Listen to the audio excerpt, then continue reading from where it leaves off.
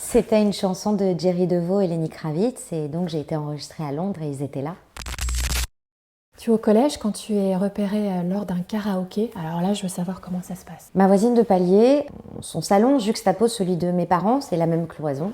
Donc en fait, elle entend régulièrement, voire tous les jours, chanter quelqu'un. Et ce quelqu'un, c'est moi. Et un jour, elle frappe à la porte et elle demande qui chante. Et je lui dis, bah, c'est moi, madame, j'avais 11 ans.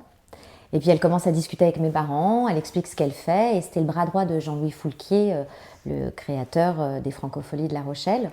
Elle me prend par la main et elle me montre ce que c'est qu'être un artiste. Et pour Daniel, un artiste, c'est vraiment un faiseur, c'est vraiment un artisan.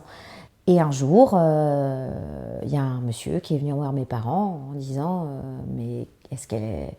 Enfin, il faut qu'on la produise, il faut... Et c'était une grosse maison de disques.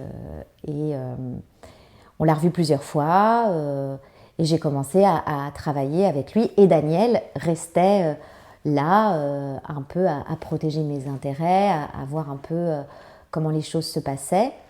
Et c'est comme ça que j'ai enregistré un premier single à Londres. 14 ans. C'était une chanson de Jerry DeVos et Lenny Kravitz. Et donc j'ai été enregistrée à Londres et ils étaient là, avec ma mère. Et George Michael a même fait un café à ma mère.